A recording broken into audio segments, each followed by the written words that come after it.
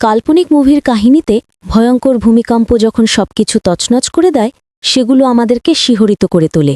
কিন্তু কি হবে যদি এই ঘটনা বাস্তবে ঘটে থাকে? সুন্দর পাহাড়ে ঘেরা চায়না, কিন্তু হঠাৎ একদিন চীনের এই অঞ্চলে অভিশাপ নেমে এলো। এক ভয়ঙ্কর প্রকৃতির অভিশাপ। সবকিছু দেখতে দেখতে তছনছ হয়ে গেল, এবং এটা কোনো কাল্পনিক কাহিনী নয়, একটা মর্মান্তিক সত্য ঘটনা। চীনের এমন কিছু সত্য ঘটনা যা শরীরের শিহরণ জাগাবে। হ্যালো, তোমরা দেখছো আজকের মুভি ক্লাউডি মাউন্টেন। মুভি শুরু হয়, দেখানো হয় চায়না। জায়গাটা চীনের দক্ষিণ পূর্ব অঞ্চলের একটা বড় পাহাড়ে ঘেরা জায়গা। এখানে ইয়ংডাং নামে একটা পাহাড় কেটে বিগত 10 বছর ধরে রেলপথ নির্মাণের কাজ চলছে, এবং পাহাড়ের কোন দিকটা কেটে রেলপথ নির্মাণ করা হবে এই সমস্ত কিছু দেখাশোনার জন্য এখানকারই একজন বাসিন্দা, যে কিনা একজন ভূতত্ত্ববিদ, তাকে নিয়োগ করা হয়েছে। এর নাম হলো হং। রেলপথ নির্মাণের জন্য পাহাড়ের গায়ে সুড়ঙ্গ কাটা হচ্ছিল। সাধারণত সুড়ঙ্গকে বড় করার জন্য এই ধরনের বিস্ফোরণই ঘটানো হয়, কিন্তু আজকের দিনটা অন্য রকম ছিল। সেখানে বিস্ফোরণ ঘটানোর পর ধোঁয়ার অন্ধকার কাটতেই দেখা যায় হঠাৎ করে পাহাড়ের গায়ে ফাটল ধরে গেছে, এবং সেখান থেকে দ্রুত গতিতে জল বেরোচ্ছে, এবং এই জলের তীব্রতা এতটাই ছিল যে মানুষ ছিটকে পড়ছিল। এটা দেখা মতো সেখানে থাকা সমস্ত কর্মীরা দৌড়াদৌড়ি শুরু করে, কিন্তু চারদিক থেকে ফাটল ধরা পাহাড় আর এত জলের মাঝখান থেকে বেরোনো প্রায় অসম্ভব। হং সিদ্ধান্ত নেয় তার বান্ধবী এবং সহকর্মী, যার নাম হলো লিউ, তার কথা মতো তারা রেল লাইনের প্রবেশপথের নিচে থাকা একটা গুহার মধ্যে দিয়ে বেরোবে। এই জন্য হং জলে নেমে একটা পথ নির্দেশক যন্ত্রের সাহায্যে সেই গুহার রাস্তা খুঁজতে শুরু করে। আর অবশেষে সিগন্যালের মাধ্যমে লিউ আবিষ্কার করে এখন তারা যেখানে আছে, অর্থাৎ ট্রেনের সেন্ট্রাল লাইনে, সেই লাইন থেকে বাঁদিকে তাদের 2 মিটার দূরত্ব অতিক্রম করতে হবে সেই গুহা অবধি পৌঁছানোর জন্য। হংয়ের কথা মতো সেখানকার কর্মীরা জলের নিচে একটা বিস্ফোরক সেট করে বিস্ফোরণ ঘটিয়ে গুহার মুখ উন্মুক্ত করে। এদিকে টিভিতে নিউজ দেখানো হয় যে ভারত মহাসাগরে ভূমিকম্পের কারণে জলোচ্ছ্বাস বৃদ্ধি পেয়েছে সমুদ্রে, এবং এটাই হলো সেই কারণ যার প্রভাবে চীনের একটা অঞ্চলেও ভূমিকম্প বা মাটির ফাটল দেখা দিয়েছে, এবং চীনের বিভিন্ন এলাকায় জল ঢুকে ঘরবাড়ি নষ্ট হয়ে সবকিছু ধ্বংস হতে বসেছে। এই পরিস্থিতিতে একজন বয়স্ক মানুষকে দেখানো হয়, সে চায়নার দক্ষিণ পূর্ব এলাকার উদ্দেশ্যে রওনা দিচ্ছে। এই লোকটার নাম হল ইয়ংবিং। ওদিকে রেলপথ নির্মাণের দায়িত্বে থাকা অফিসার MS ডিং এসে পৌঁছায়, এবং হং জানায় যে তার মতে এই এলাকায় থাকা কিন্তু বিপজ্জনক, কারণ যে কোনো সময় কিন্তু ধস নামতে পারে এই পাহাড়ি এলাকায়। ডিং তোকে বলে, তোমার কথা বুঝতে পেরেছি, কিন্তু ওপর মহলকে আমাকে জবাব দেওয়ার জন্য উপযুক্ত তথ্য লাগবে, সেই তথ্যগুলো জোগাড় করো। পরের দিনই পাহাড়ের অবস্থা যে খারাপ, সেই তথ্য জোগাড় করার জন্য হং পাহাড়ি এলাকায় পর্যবেক্ষণ করতে যায়। হংকে দেখা যায় সে এতটাই সাহসী যে পাহাড়ের গা বরাবর সে একাই নিচে নেমে যায় সেন্সরের ব্যাটারি চেঞ্জ করার জন্য। এদিকে সেদিনই হংয়ের বাবা শহরে আসছে শুনে লু স্টেশনে যাই হংয়ের বাবাকে রিসিভ করার জন্য, এবং সেখানে তার দেখা হয় ইয়ংবিংয়ের সঙ্গে।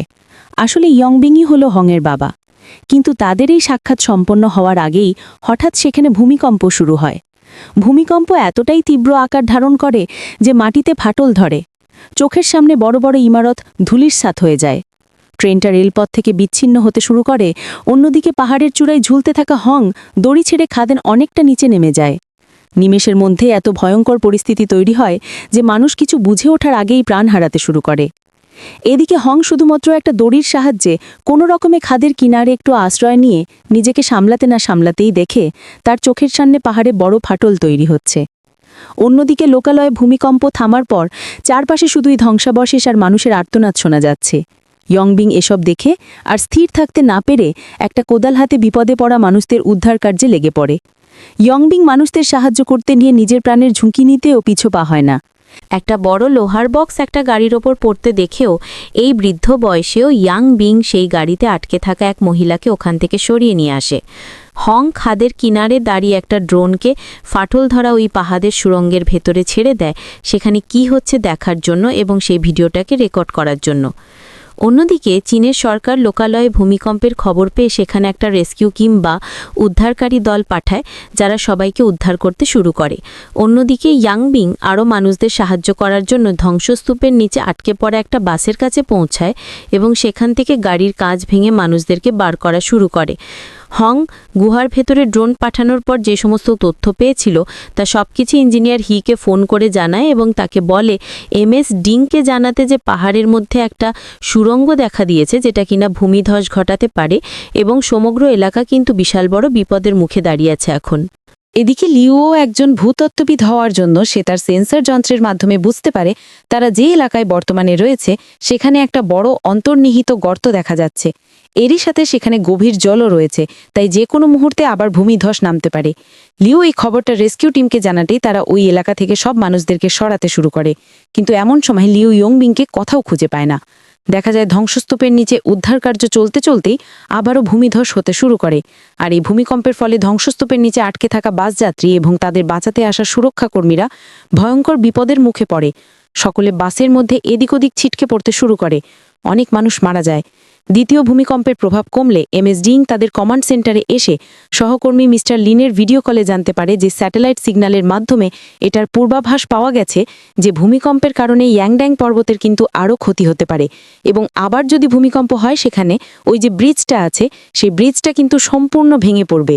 আর ওই ব্রিজ যদি ভেঙে পড়ে তাহলে 10 বছর ধরে একটু একটু করে তৈরি করা পাহাড়ের গা কেটে সেই রেলপথের জন্য সুড়ঙ্গ, সেই সমস্ত কিছু কিন্তু বন্ধ হয়ে যাবে সারা জীবনের মতো।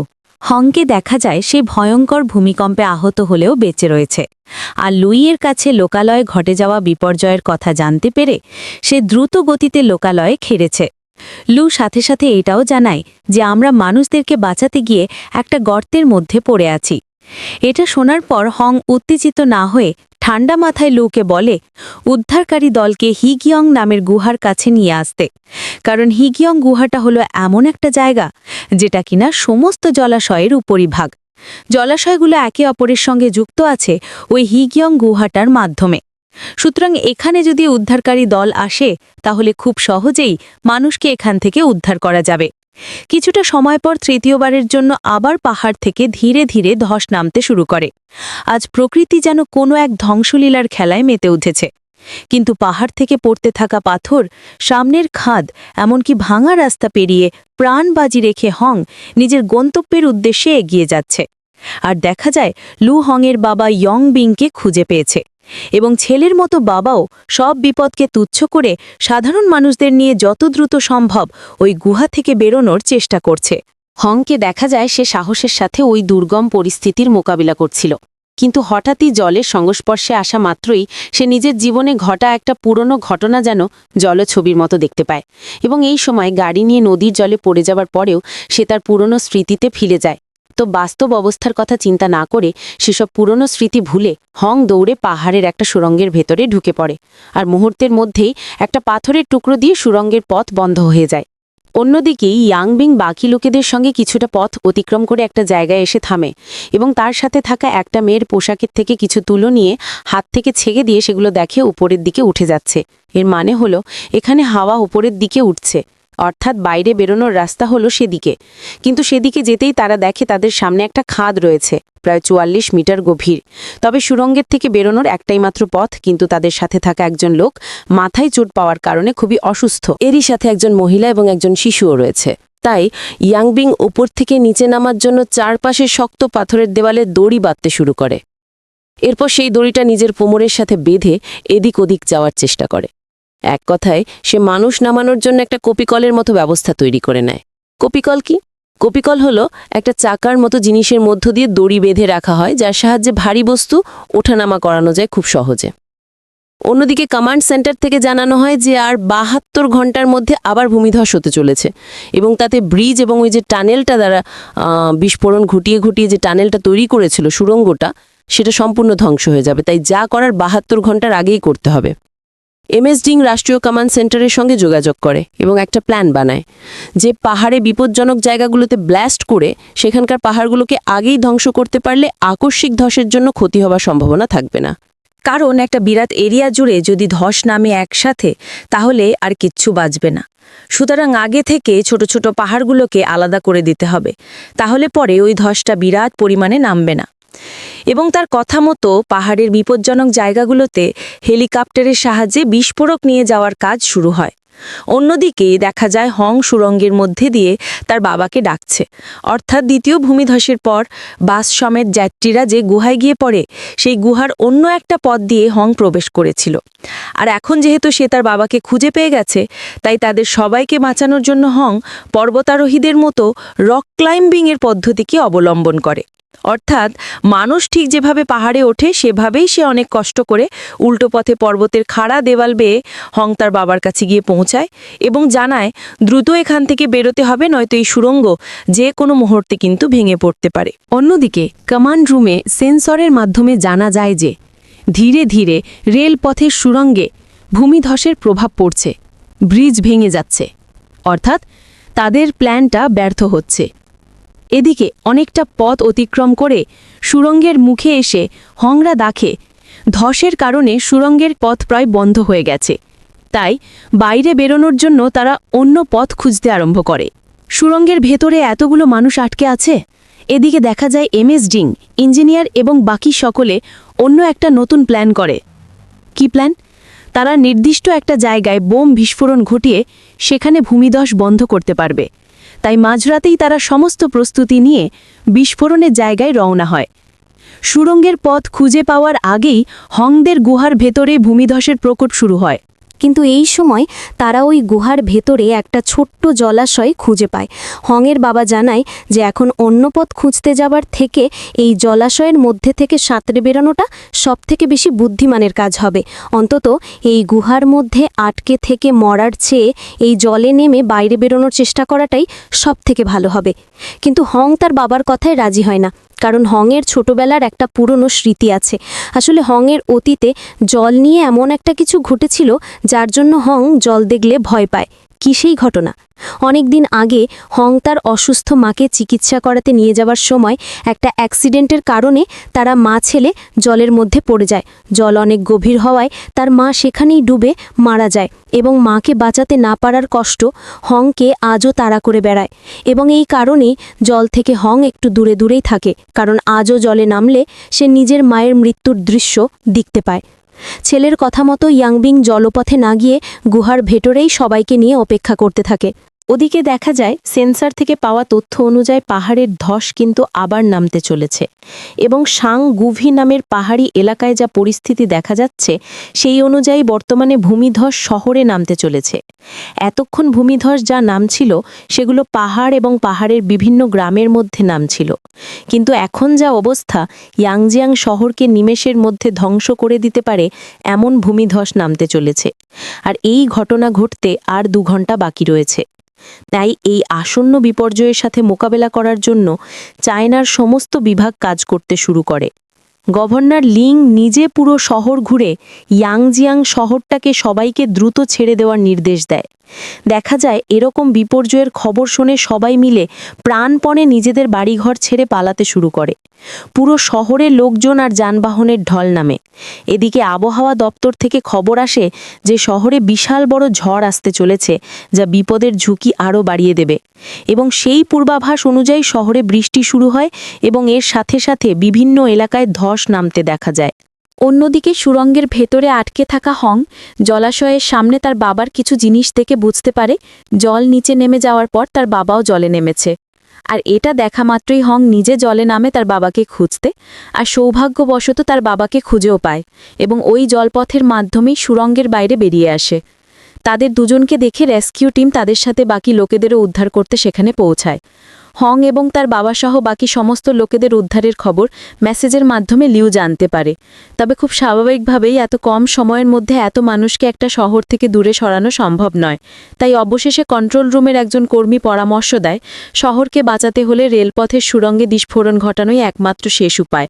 কিন্তু 10 বছরের অক্লান্ত পরিশ্রমে তৈরি করা রেলপথ এইভাবে ধ্বংসের মুখে পড়ুক সেটা এখানকার কেউই চায় না। তবে অনেক ভেবেচিন্তে সেখানে উপস্থিত ইঞ্জিনিয়ার হি এবং এমএস ডিং শহরবাসীদের বাঁচানোর জন্য অনেক কষ্টের সাথে বাধ্য হয়ে এই সিদ্ধান্তে সম্মত হয়। কিন্তু এই সময় হং আর একটা নতুন প্ল্যান নিয়ে এমএস ডিং এর কাছে পৌঁছায় কি প্ল্যান?